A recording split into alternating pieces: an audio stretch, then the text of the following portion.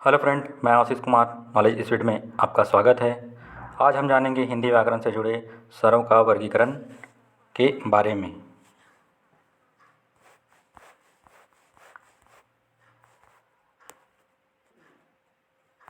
स्वरों का वर्गीकरण 5 भेद होते हैं। उच्चारण अवधि के आधार पर, ओष्ठाकृत के आधार पर, जिह्वा की क्रियाशीलता के आधार पर, मुखाकृत के आधार पर, नासिका के आधार पर। उच्चारण अवधि के आधार पर लघु स्वर, दीर्घ स्वर, ओष्ठाकृत के आधार पर वृत्ताकार स्वर, अवृत्ताकार स्वर। जिह्वा की क्रियाशीलता के आधार पर अग्रस्वर, मध्य स्वर, पश्च स्वर। मुखाकृत के आधार पर संवृत्त स्वर, अर्ध संवृत्त स्वर, विवित्र स्वर, अर्ध विवित्र स्वर। नासिका के आधार पर निर्नुनासिका, अनुनासिका।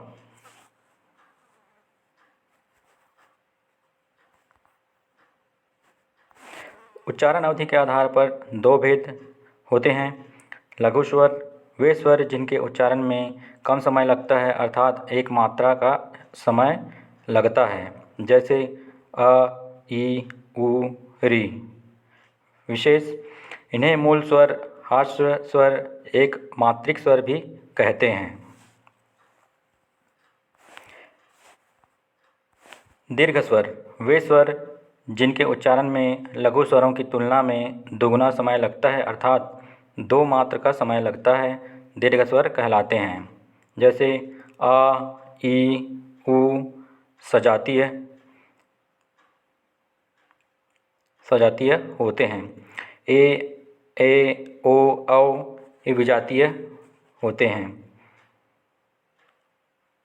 वैसे ए, आ प्लस ई, ए, आ प्लस ए, आ प्लस उ।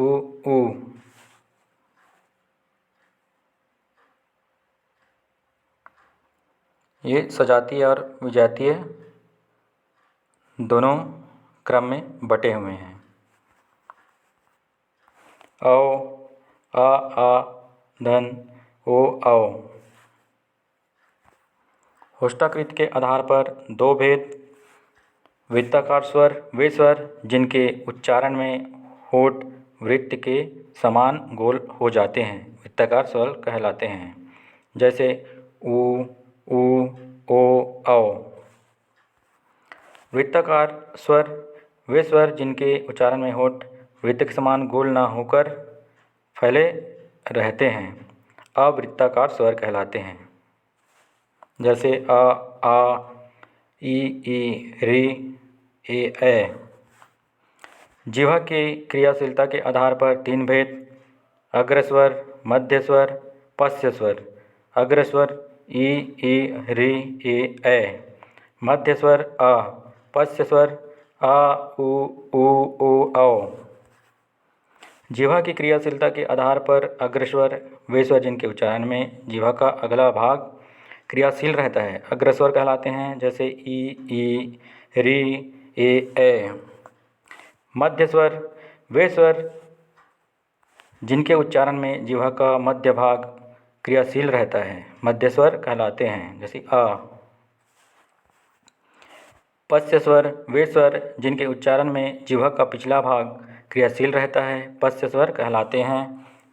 जैसे आ, उ, औ।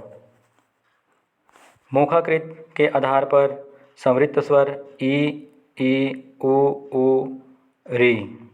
अर्ध संवृत्त स्वर ए, ओ।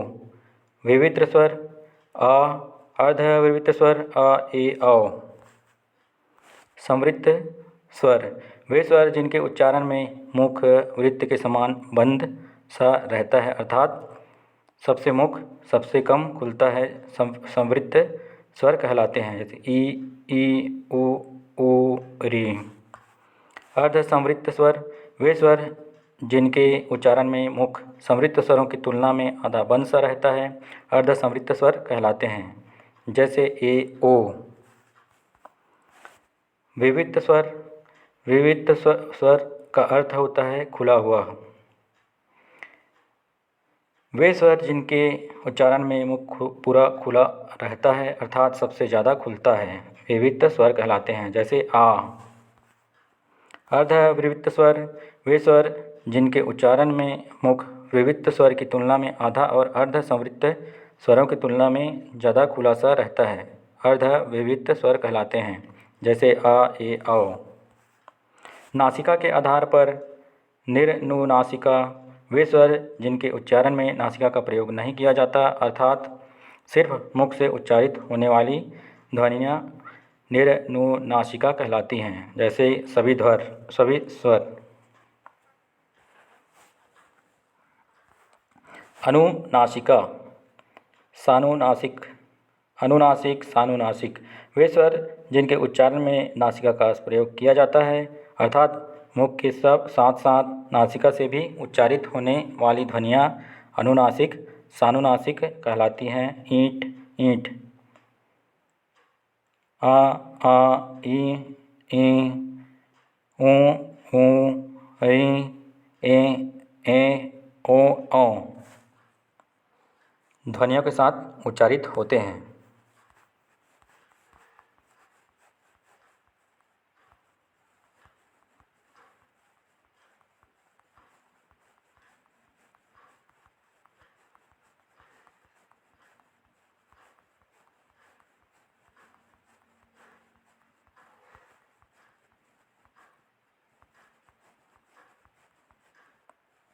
आपको हमारा वीडियो पसंद आए तो लाइक करना, शेयर करना, सब्सक्राइब करना ना भूलें। धन्यवाद।